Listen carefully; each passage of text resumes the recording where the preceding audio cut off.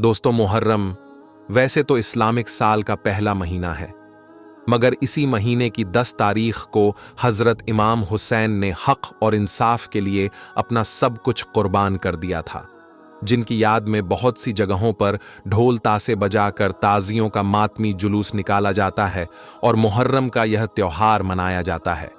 मगर इस बार मुहर्रम 2025 को लेकर उत्तर प्रदेश के मुख्यमंत्री योगी आदित्यनाथ का एक बहुत बड़ा बयान सामने आया है और इस बार मुहर्रम के मौके पर योगी सरकार ने अपने 5 नए नियम बनाए हैं, 5 तरह की नई पाबंदियां लगाई हैं, जिनके बारे में हर मुसलमान को जानना बहुत जरूरी है। इसलिए आज का ये वीडियो आप सभी के लिए बहुत खास है, आप इसको आखिर तक जरूर देखें। और सबसे पहले हजरत इमाम हुसैन की याद में इस वीडियो को दिल से एक लाइक जरूर कर दें।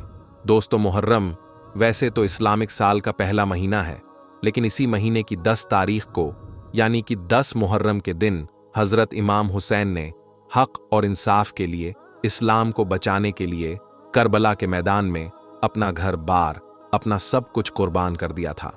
यही वजह है कि जब भी मुहर्रम का महीना आता है तो हर इंसान के जहन में करबला का दर्दनाक वाकया घूमने लग जाता है। हजरत इमाम हुसैन और छोटे छोटे मासूम बच्चों की शहादत को याद करके हर इंसान की आंखों में आंसू आ जाते हैं। और यही नहीं, बहुत सी जगहों पर तो हजरत इमाम हुसैन की शहादत को याद करते हुए 9 और 10 मुहर्रम के दिन ताजिया भी निकाली जाती है, यानी कि कई जगहों पर मातमी जुलूस भी निकाला जाता है, जिसमें मुसलमान ढोल तासे बजाते हैं और अखाड़ा खेलते हैं। और यही नहीं, बहुत सी जगहों पर तो लकड़ियां घुमाते हुए भी चलते हैं और शोर शराबा करते हैं, जिसकी वजह से माहौल खराब हो जाता है। बस इसी बात को देखते हुए इस बार यानी कि मुहर्रम 2025 को लेकर योगी सरकार ने अपने 5 नए नियम बनाए हैं, यानी कि 5 तरह की नई पाबंदियां लगाई हैं, जिनको लेकर पूरे मुस्लिम समुदाय में हड़कंप मचा हुआ है। और यही नहीं, योगी सरकार ने अपने आला अधिकारियों को इनका पालन करवाने के सख्त निर्देश भी दिए हैं और कहा है कि अगर कोई इन नियमों की पालना नहीं करता है तो उन पर कड़ी से कड़ी कार्रवाई की जाए। इसलिए आप इन 5 नियमों के बारे में अच्छी तरह से जान लें और इस बार मुहर्रम के मौके पर आप इन 5 गलतियों को भूल कर भी ना करें, वरना आप लोग बहुत बुरे फंस जाओगे।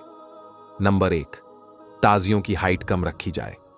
दोस्तों, इस बार मुहर्रम 2025 के लिए योगी सरकार ने अपना पहला आदेश तो ये जारी किया है कि इस बार ताजियों की हाइट कम की जाए, यानी कि इस बार कहीं पर भी ऊंचे ऊंचे ताजिए ना बनाए जाए और ना ही गलियों में और बाजारों में ऊंचे ऊंचे ताजिए घुमाए जाएं।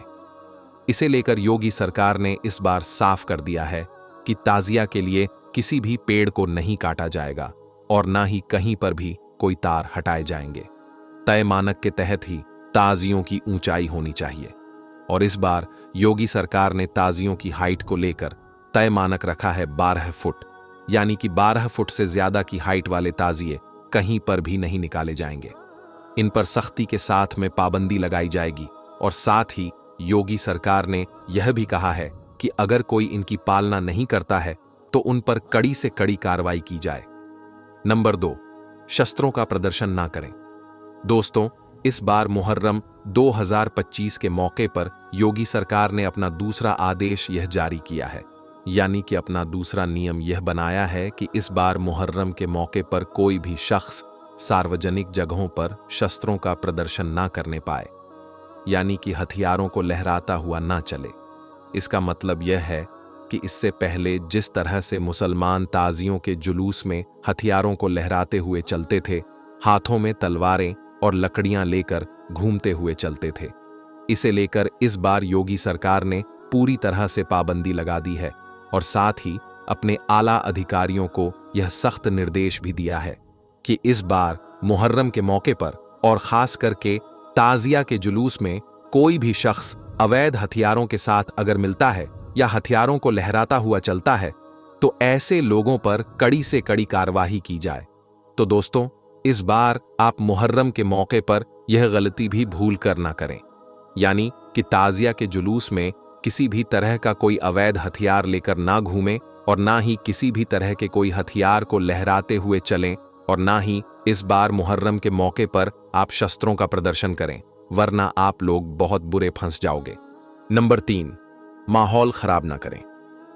दोस्तों, योगी सरकार ने इस बार मुहर्रम के मौके पर अपना तीसरा आदेश ये जारी किया है कि इस बार मुहर्रम के मौके पर और खास करके ताजिया के जुलूस में कोई भी शख्स भड़काऊ बयानबाजी और नारेबाजी ना करने पाए और ना ही इस बार कोई भीड़ इकट्ठा करके हुड़दंग करने पाए। इस बार योगी सरकार ने प्रशासन को पूरी तरह से छूट दे दी है कि इस बार ताजिया के जुलूस के दौरान कोई भी शख्स अराजकता फैलाने की कोशिश करता है तो उसको किसी भी हाल में बख्शा ना जाए। ऐसे लोगों पर फौरन ही कड़ी से कड़ी कार्रवाई की जाए। ऐसा इसलिए क्योंकि हाल ही के दिनों में आपने देखा होगा कि हमारे देश भारत में कुछ ऐसे असामाजिक तत्व हो चुके हैं जो इस बात का फायदा उठाकर ऐसी भीड़ भाड़ वाली जगहों में जाकर खड़े हो जाते हैं और फिर सांप्रदायिक माहौल खराब करने की कोशिश करते हैं। बस इसी बात को देखते हुए इस बार योगी सरकार ने मुहर्रम 2025 के मौके पर अपने आला अधिकारियों को ये सख्त निर्देश दिया है कि वो अभी से संवेदनशील इलाकों में मॉनिटरिंग करना शुरू कर दें और इस तरह से माहौल खराब करने वालों पर कड़ी से कड़ी कार्रवाई की जाए। दोस्तों, योगी सरकार के इस आदेश के बाद यूपी पुलिस फौरन ही एक्शन मोड में आ चुकी है। चाहे फिर लखनऊ हो, सहारनपुर हो, संभल हो या श्रावस्ती हो, चप्पे चप्पे पर योगी पुलिस की पैनी नजर है। और यही नहीं, अब योगी सरकार का यही मॉडल एमपी और महाराष्ट्र में भी देखने को मिल रहा है। नंबर 4, अफवाह ना फैलाएं। दोस्तों, इस बार मुहर्रम के मौके पर योगी सरकार ने अपना चौथा आदेश यह जारी किया है कि इस बार मुहर्रम के मौके पर कोई भी शख्स झूठी खबरें और अफवाह ना फैलाने पाए और अगर कोई ऐसा करता हुआ पाया जाता है तो उसको सख्ती के साथ में निपटने के आदेश दिए गए हैं। साथ ही योगी सरकार ने अपने आला अधिकारियों को यह भी सख्त निर्देश दिया है कि वह इस बार मुहर्रम के मौके पर सोशल मीडिया की भी 24 घंटे निगरानी रखें। इस बार मुहर्रम के मौके पर अगर कोई सोशल मीडिया के जरिए से किसी भी तरह की कोई अफवाह फैलाने की कोशिश करता है या फिर कोई आपत्तिजनक पोस्ट करता हुआ पाया जाता है तो ऐसे लोगों पर फौरन ही कड़ी से कड़ी कार्रवाई की जाए। और यही नहीं, इसके अलावा योगी सरकार ने यह भी सख्त निर्देश दिया है कि इस बार इस बात का भी खास ध्यान रखा जाए कि मुहर्रम के मौके पर कोई भी भड़काऊ बयानबाजी भी ना करने पाए। ऐसे लोगों पर भी खास निगरानी रखी जाए और फिर उन पर कड़ी से कड़ी कार्रवाई भी की जाए। और नंबर 5, ताजिया तय रूट के हिसाब से ही निकले। दोस्तों, मुहर्रम 2025 के मौके पर योगी सरकार ने अपना 5वां आदेश यह जारी किया है। इस बार ताजिया रखने की जगह तय की जाए और साथ ही इस बात का भी ध्यान रखा जाए कि ताजिया अपने तय रूट के हिसाब से ही निकले, यानी कि ताजिया निकालने का जो रूट तय किया गया है उसी रास्ते से ताजिया निकाले जाएं और साथ ही ताजिया के जुलूस में कोई भी ऐसी वैसी हरकत भी ना होने पाए जिससे दूसरे धर्म के लोगों की भावनाएं आहत होती हों। इसके लिए योगी सरकार ने अपने आलाधिकारियों को सख्त निर्देश दिया है कि इस बार मुहर्रम के मौके पर और खास करके ताजिया के जुलूस में इस बात का खास ध्यान रखा जाए कि कहीं पर भी कोई सांप्रदायिक माहौल खराब ना होने पाए। अगर कहीं पर भी कोई माहौल खराब होता है तो ऐसी जगह पर फौरन ही धारा 144 लगाते हुए वहां पर नियमों का सख्ती के साथ में पालन करवाया जाए और फौरन ही ऐसी जगहों पर पुरुष और महिला पुलिस को तैनात किया जाए और साथ ही ड्रोन कैमरों से ऐसी जगहों की खास निगरानी भी रखी जाए ताकि कहीं पर भी कोई सांप्रदायिक माहौल खराब ना हो सके। इस दौरान अगर कोई पुलिस की कार्यवाही में दखल अंदाजी करने की कोशिश करता है तो ऐसे लोगों पर फौरन ही कड़ी से कड़ी कार्रवाई भी की जाए। इसके अलावा इस बार योगी सरकार ने अपने बयान में यह भी कहा है कि ताजिया के जुलूस में सिर्फ 2 ही लाउडस्पीकरों का इस्तेमाल किया जाए और ज्यादा शोर शराबा भी ना किया जाए। दोस्तों, हम आपको बता दें कि योगी सरकार का यह आदेश सिर्फ मुहर्रम और ताजियों को लेकर ही नहीं है, बल्कि आने वाले हर त्योहारों के लिए है, ताकि सारे त्योहार शांतिपूर्वक मनाया जा सके। इसके लिए योगी सरकार अब से ही पूरे एक्शन मोड में आ चुकी है। अलग अलग जगहों पर यूपी पुलिस सैकड़ों लोगों को अब से ही पाबंद कर रही है। उन्हें नोटिस दिया जा रहा है ताकि उनकी तरफ से कहीं पर भी कोई गड़बड़ी ना होने पाए। यही वजह है कि बहुत सी जगहों पर मौलाना भी उत्तर प्रदेश के मुख्यमंत्री योगी सरकार के इस फैसले की तारीफ कर रहे हैं और बयान दे रहे हैं कि इस बार सीएम साहब ने बिल्कुल सही आदेश जारी किए हैं। इस बार कोई भी मुसलमान किसी नई परंपरा को डालने की कोशिश ना करें, 12 फीट से ऊंचे ताजियां ना निकालें और जिन रास्तों से ताजियां निकालने का रूट बना हुआ है उन्हीं रास्तों से ताजियों का जुलूस निकाला जाए, यानी कि नए रास्ते से ताजियां निकालने की गलती ना करें। दोस्तों, याद रखें, मुहर्रम का महीना बहुत ही रहमतों और बरकतों वाला महीना है, इसीलिए आप इस पाक महीने में अल्लाह ताला की खूब इबादत करें। 9 और 10 मुहर्रम के दिन का रोजा रखें और नेक और अच्छे अच्छे काम करें, लेकिन इसके साथ ही आप इस महीने में कोई भी ऐसा वैसा काम भी ना करें जिसकी वजह से आपको या फिर आपकी कौम को किसी भी तरह की कोई परेशानी का सामना करना पड़े। इसलिए आप इस बार हजरत इमाम हुसैन की शहादत को याद रखते हुए इन 5 नियमों का सख्ती के साथ में जरूर पालन करें।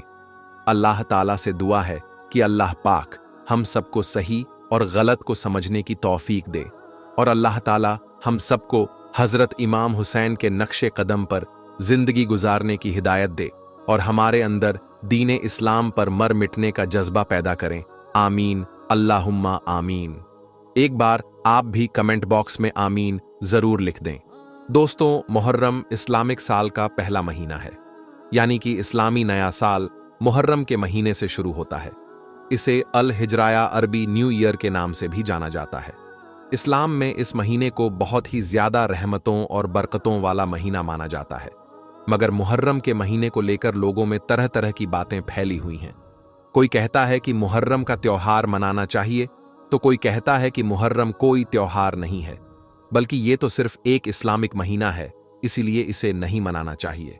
दोस्तों, आपने देखा भी होगा कि हमारे यहाँ पर यानी कि भारत, पाकिस्तान, बांग्लादेश और अफगानिस्तान में कई जगहों पर मुहर्रम के महीने में ताजियों का जुलूस निकाला जाता है और ढोल ताशे बजाए जाते हैं और मुहर्रम का त्योहार मनाया जाता है।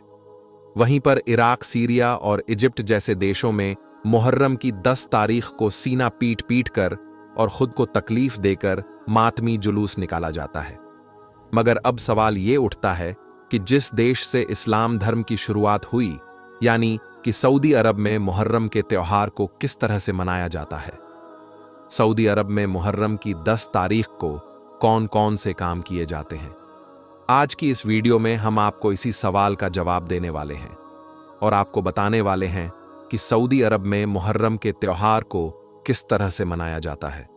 सऊदी अरब में मुहर्रम की 10 तारीख को कौन कौन से काम किए जाते हैं, जानकर आप भी हैरान रह जाओगे। इसलिए ये वीडियो आप सभी के लिए बहुत खास है, आप इसको आखिर तक जरूर देखें।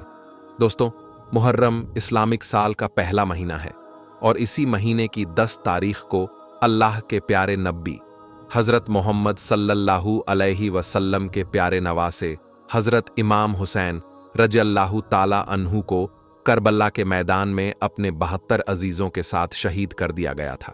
और जैसा कि आप सब लोग जानते होंगे कि हजरत इमाम हुसैन को शहीद करने वाले कोई काफिर लोग नहीं थे, यानी कि कोई गैर मुस्लिम लोग नहीं थे, बल्कि वो अपने आप को मुसलमान कहलाए जाने वाले लोग ही थे।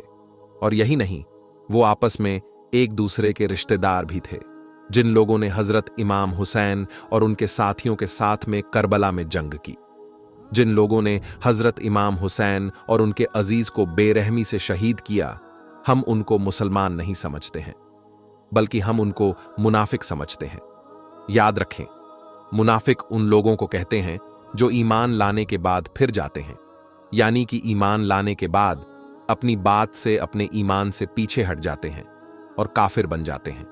और फिर ऐसे लोग कहने को तो मुसलमान ही होते हैं, लेकिन ऐसे लोगों के दिलों पर अल्लाह मोहर लगा देता है और फिर ऐसे लोग अल्लाह की नजर में मुनाफिक हो जाते हैं। तो दोस्तों, करबला के मैदान में यही वो मुनाफिक लोग थे जिन्होंने हजरत इमाम हुसैन और उनके छोटे छोटे बच्चों को 3 दिन तक भूखा प्यासा रखकर शहीद कर दिया था।